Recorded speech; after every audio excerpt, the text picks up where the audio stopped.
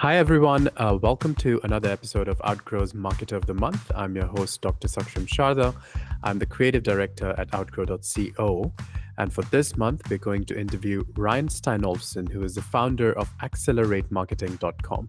Thanks for joining us, Ryan. Yeah, thanks for having me. So, Ryan, we're going to start with a rapid fire round just to break the ice. You get 3 passes. In case you don't want to answer the question, you can just say pass, but try to keep your answers to 1 word or 1 sentence only, okay? Okay. All right, so the first one is, at what age do you want to retire? Never. How long does it take you to get ready in the mornings? Immediately. Most embarrassing moment of your life?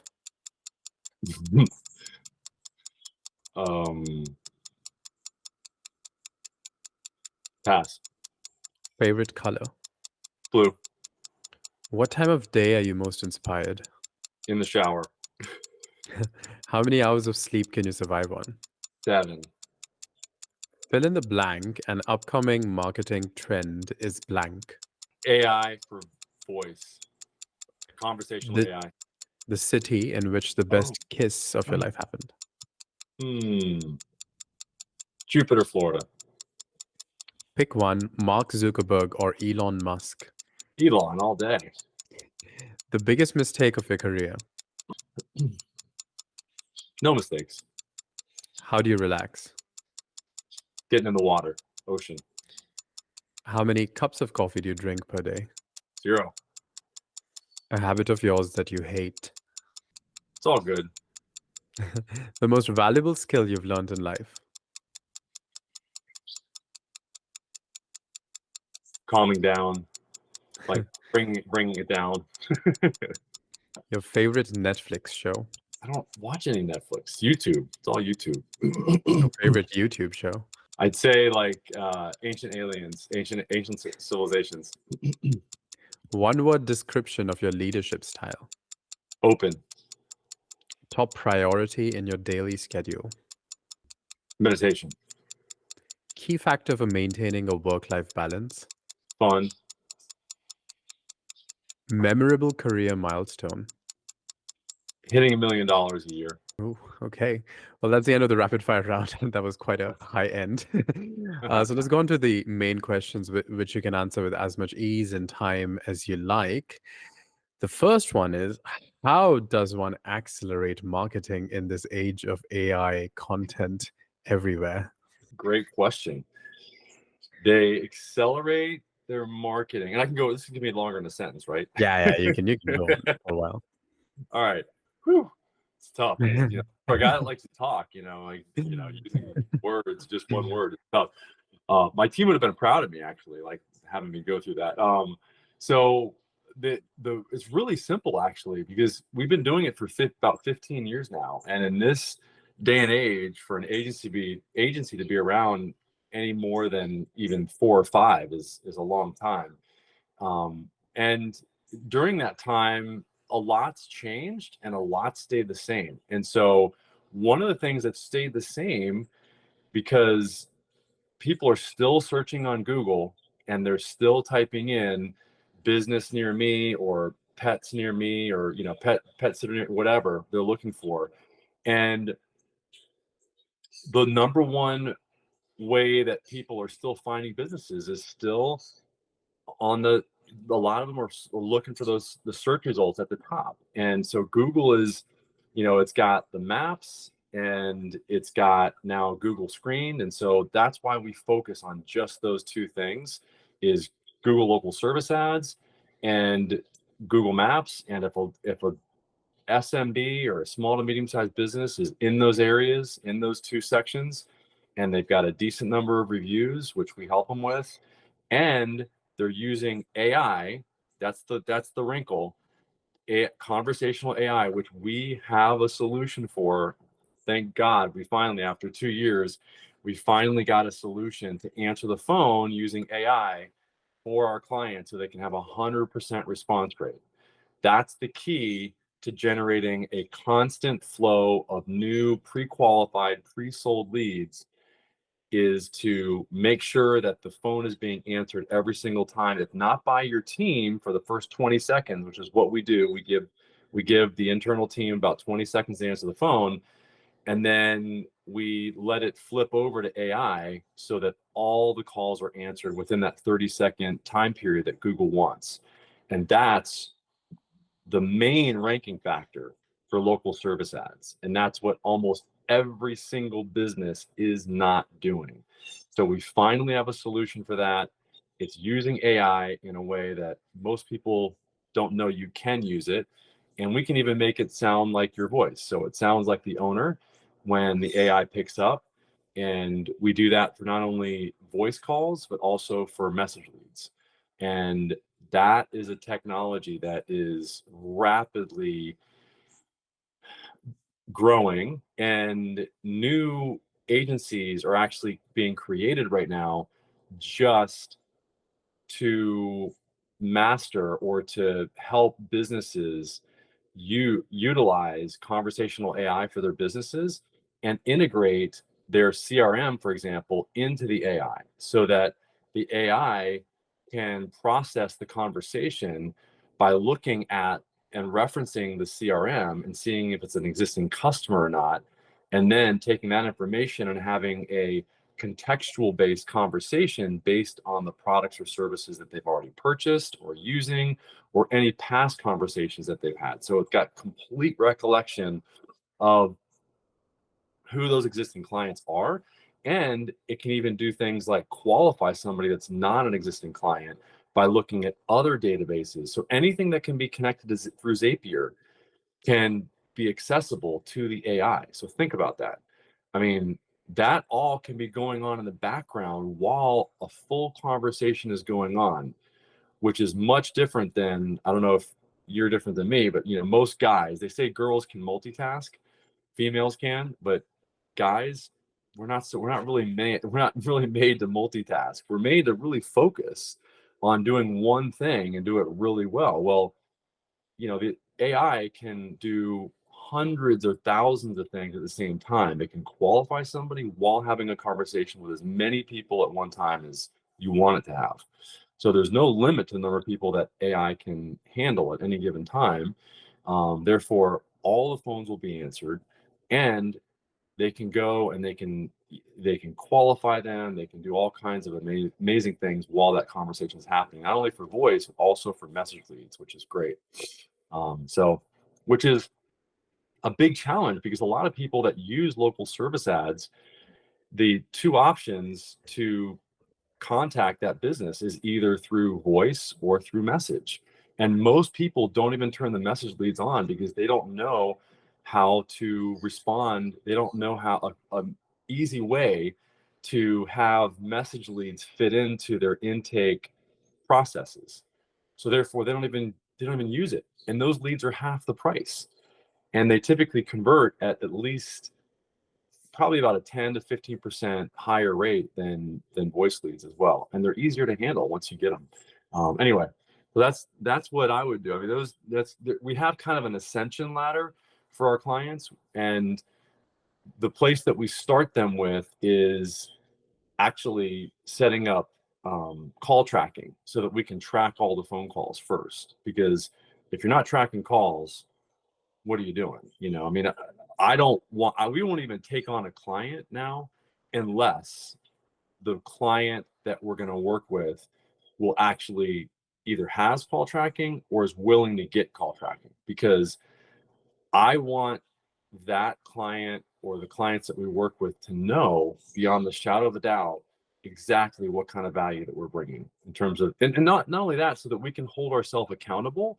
Because a lot of times what I've heard in the past is clients saying, well, we haven't gotten really that many leads.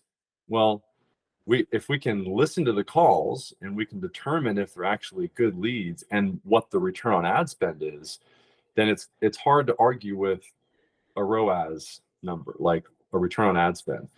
So if we're getting somebody at least a 3x return on ad spend, that's our minimum. Then I think that that's a good thing. So we like dealing in specific and specificity in black and white numbers, and otherwise it's just too ambiguous. If we're dealing with oh, well, we don't know exactly how many, phone calls you generated for us. It's like, no, this is how many we generated. This is what your return on ad spend is, Yeah. So what does your typical client look like? Great question. We've definitely got an avatar that we've developed, and my team has gotten really good with this. I mean, for a while I was the sales guy, and so my new operations manager, not new anymore, she's been with me for over 3 years now. She's amazing, and she and I have worked out a really good avatar, because for a while there we were taking on clients, and this is actually one of the reasons why we've grown so much in the past 3 years, is because, and it sounds counterintuitive, that you actually are more restrictive with who you take on, and yet we grow more. We might not grow in our top line gross revenue, but what we do grow is we grow in our net revenue. That's the amazing thing. We grew our net revenue from 20 to 25%, almost 50%.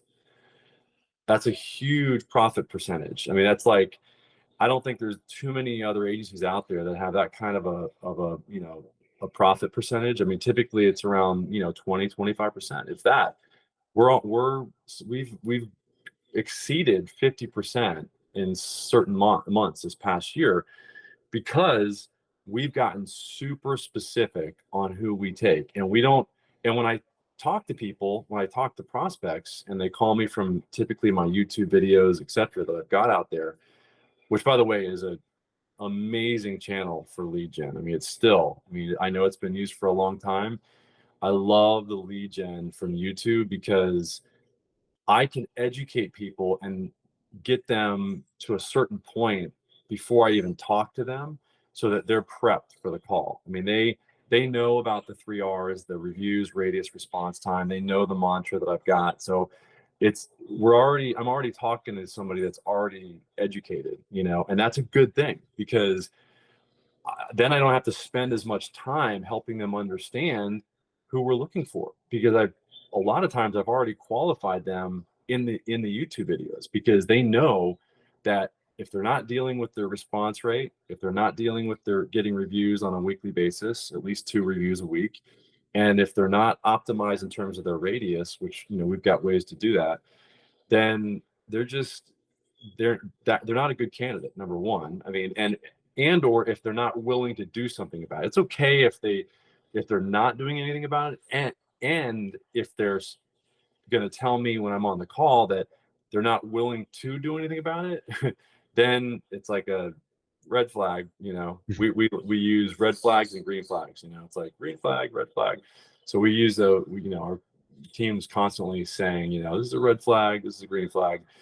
So the other thing that we're looking for is not only somebody that's willing to work on those things, it's also, are they, there's a few other things that we look for. We look for, if we get to the return on ad spend that we're looking to get to, okay? In other words, are we able to generate a return on ad spend that's at least 3x?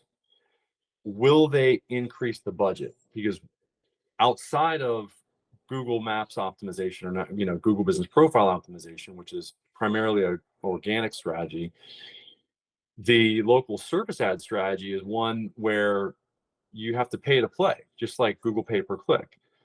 It's just primarily it's for local businesses. And if we get to a certain budget spend and that person has spent their budget, and we have maintained a certain cost per acquisition that we've agreed upon in the beginning, and based on what their income is, and we know that every new client that they acquire is, let's say we acquire them for $500 a piece, and they've told us that the average amount they make for a client, let's say it's an attorney and they're making 5,000.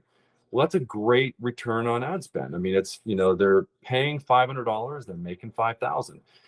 And as long as we maintain that relationship of cost per acquisition and to how much their income is, I just want to get an agreement in the beginning that if we keep that they're going to want to increase the budget. They're going to keep wanting to, increase the amount that they spend.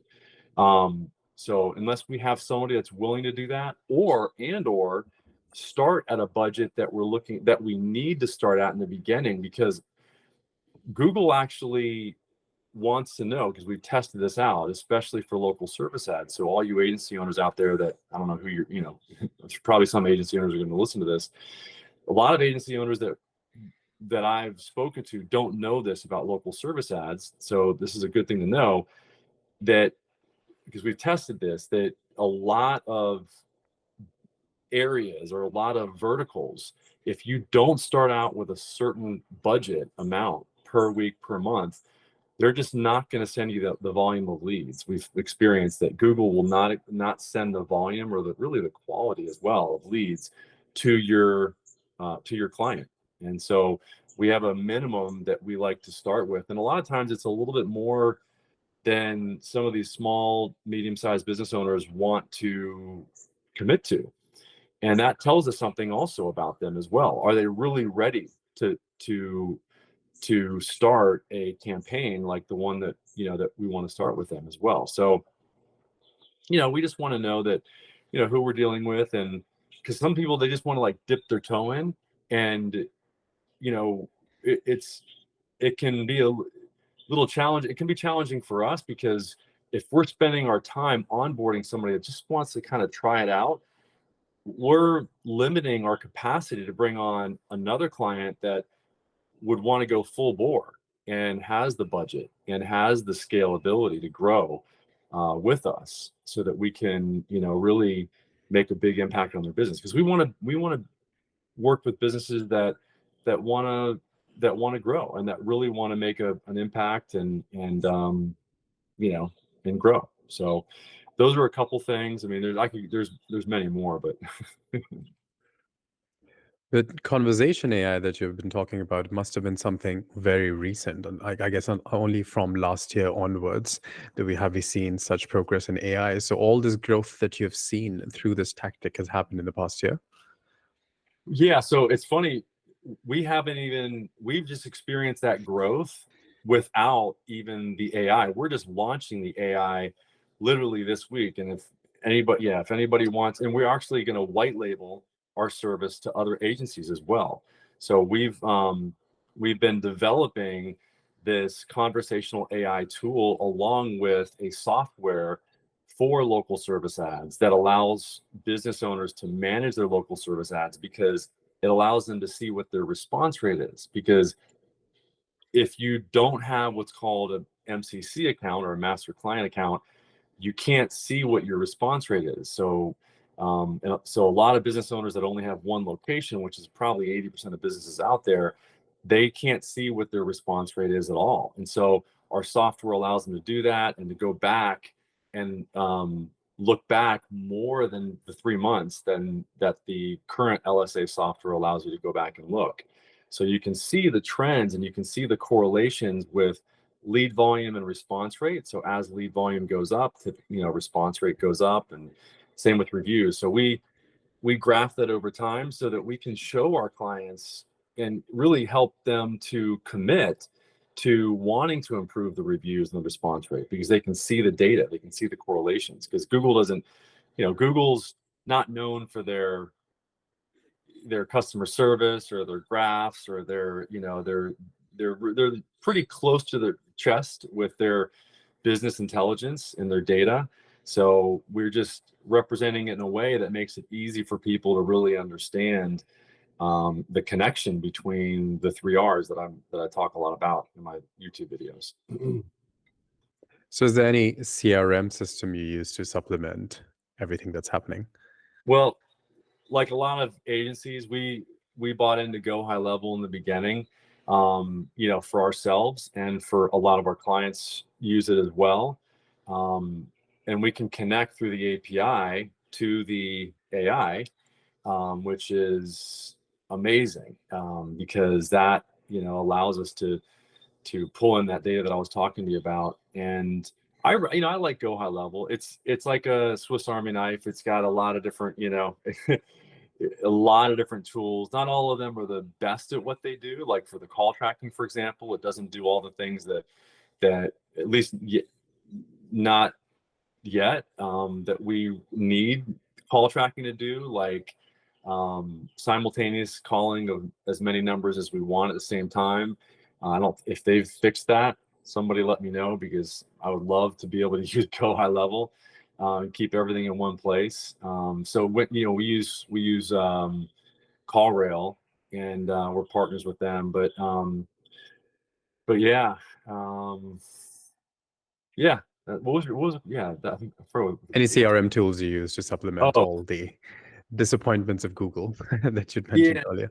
yeah. I mean, you know, the other verticals that we work in or that we work with, they all have their own specialized, you know, CRMs that they use. The service-based businesses, a lot of them use, like, you know, Service Titans and stuff, and you know, the law verticals have their own, you know, very specific ones. But yeah, it's, if, you know, there's very few clients at this day and age that we work with that don't have one, which is great.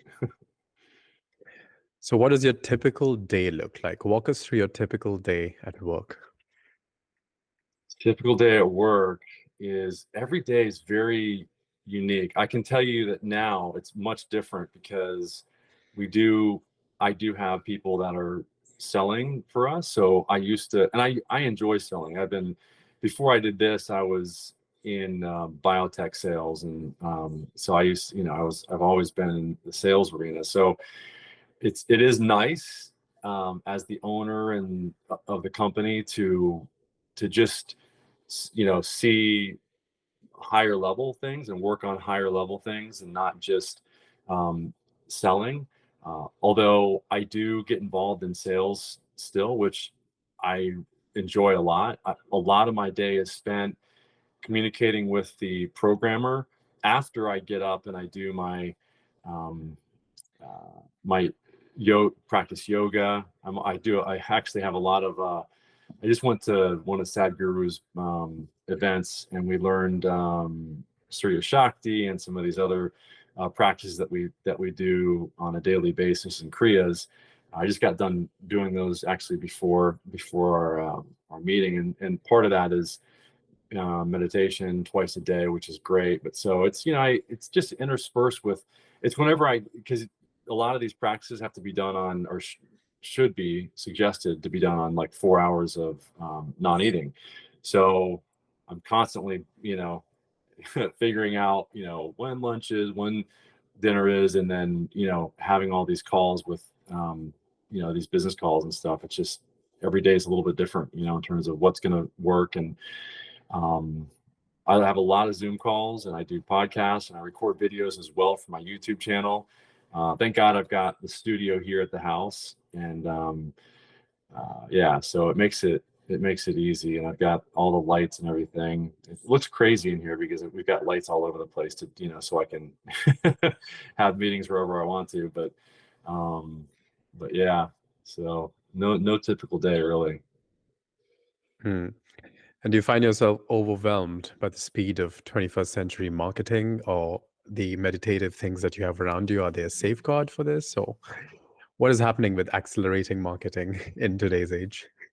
Yeah, it's just, it is going, it really is going faster and faster, you know. I mean, things are it, and that's why I purposefully take time during the day to do these practices, because otherwise it just, the pace can be so frenetic. And what I found is the paradox is I can do things much more intentionally and actually get things done more effectively, instead of, you know, the grind that everybody talks about. It's like making deeper connections and finding out, not only with our clients, also with our team, with my team, to make sure that I'm present. Because if I get so wrapped up into what my team used to call go mode,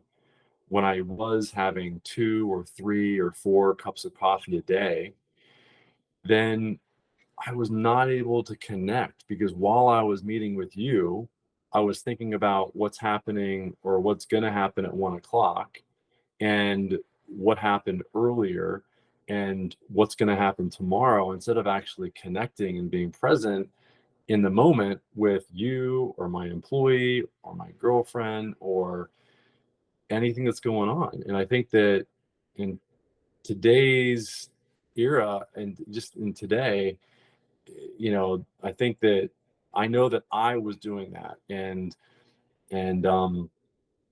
so I'm constantly doing the best I can to do breath work, to do meditation, to slow down, to in order to just to catch my breath, and to check in, really, to make sure that I'm ready for the next meeting, and that my breath is modulated, so I'm not, just going, and I'm able to get done, and what I need to do for the day,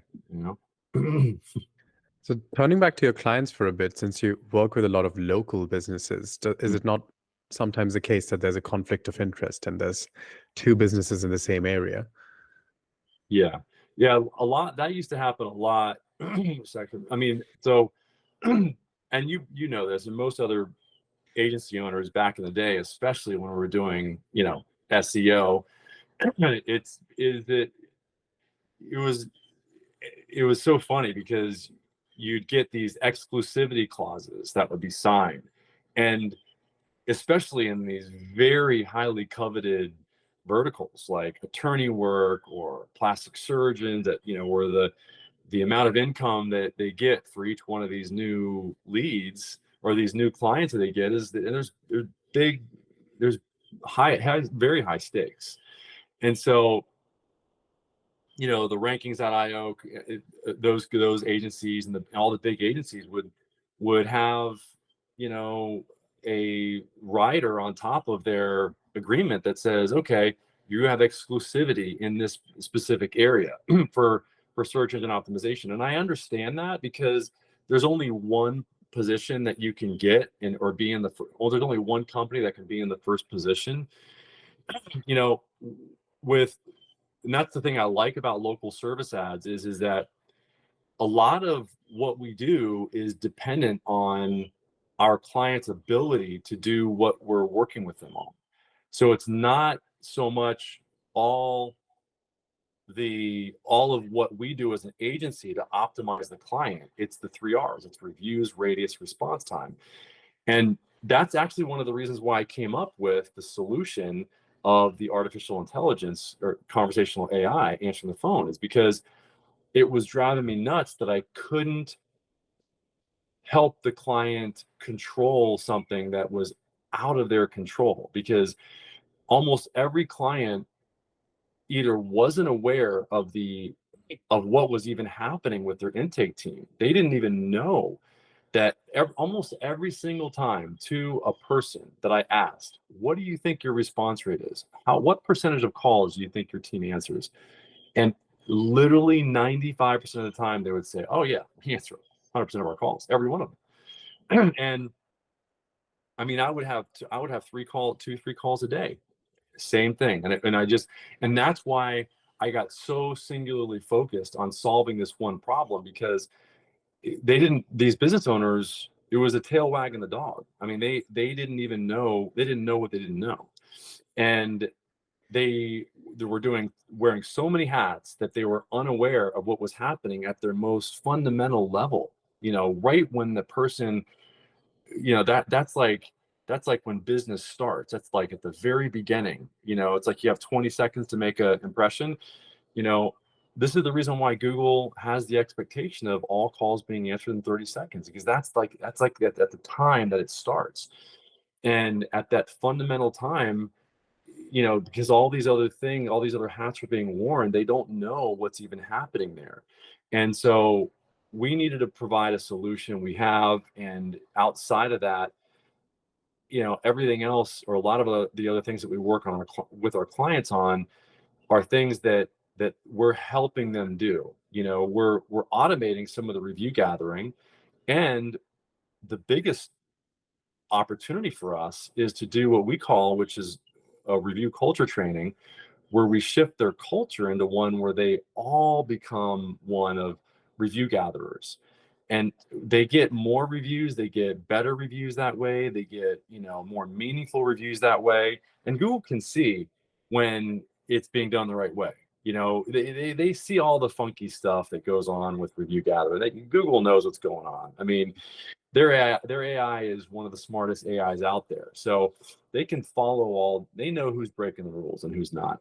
And so my point is that, we don't have a rider or any additional agreement that says, hey, you're going to pay $5,000 to just be the exclusive guy in this area, because a lot of what we do is dependent on us working with their team to get what we need done for them to rank in the 3-pack for local service ads. Now, Google Business Profile Optimization, I would argue yes. I mean, because that is a ranking process that somebody could theoretically want to pay to have you work with them exclusively in one area versus another area. Although we haven't come across that in a long time, and I haven't really been asked that often, to have that done. But it is something that, is still being done out there from what I understand. All right, so the last question for you is of a personal kind. What would you be doing in your life if not this? Good question. The other thing that I do and that I'm really becoming passionate about is growing our own food. So we just purchased a property up in Palm City, Florida, and 5 acres, and we are going to plant all our own food forest and grow our own food, not just fruits and vegetables, but like it's a multi-layered forest, so that it's much more productive than just a single crop on land, and much better for the environment because the environment's so much healthier, not only for the local plants and fruit, and animals and things, but it's also good for the air, because it sequesters so much more of the harmful pollutants in the air, because of the fact that it's such a dense environment with plant life. So I'm looking forward to that. And in terms of the business, I don't really look.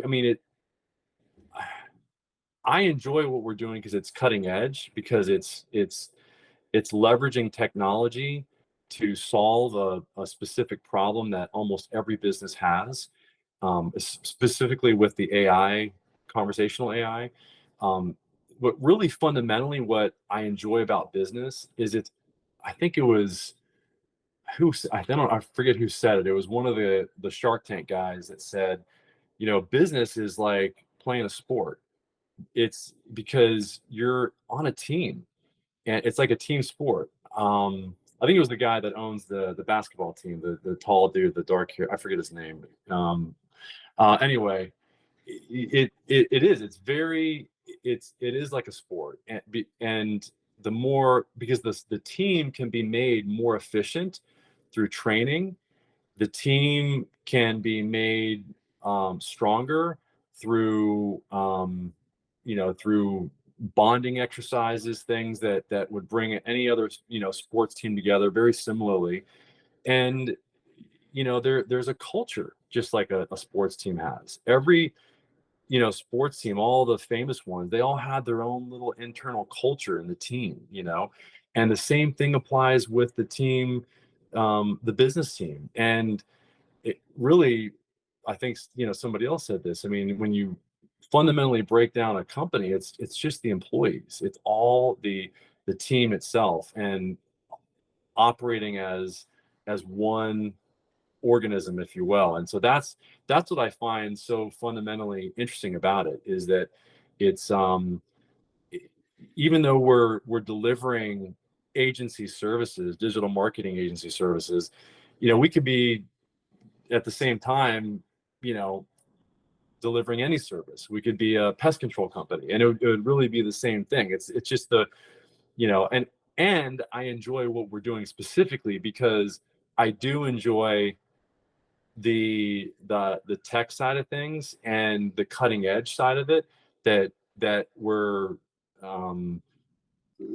really cutting a new new space, that we're really opening up a new space. And like I said earlier, there are agencies that are starting, that are specifically just delivering AI, conversational AI, and specifically the connections to the APIs. That's all that agency. There's whole new agencies now that are just doing that, and they're getting paid millions a month. Like, I don't know that we're going to go to that. We're going to stay in our lane and continue to deliver our services, and then just add in the conversational AI to provide the solution that we need specifically for the services that we have.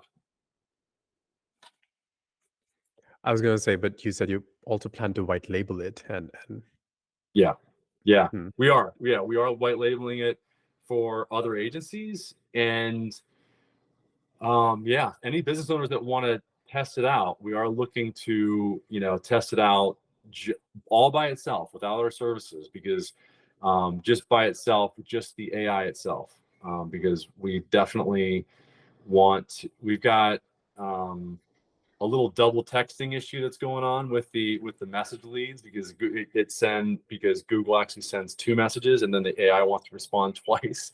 So we just got a few little things that we got to work out, but it's amazing. The calls that are being answered by AI are counted as answered calls, which is great. So yeah, it's really pretty cool. Well, thanks for coming on the show and telling us all about it. And thanks everyone for joining us for this month's episode of Outgrow's Market of the Month. That was Ryan Steinolfson, who is the founder of AccelerateMarketing.com. Thanks for joining us, Ryan. Yeah, thank you. Check out their website for more details, and we'll see you once again next month with another Marketer of the Month.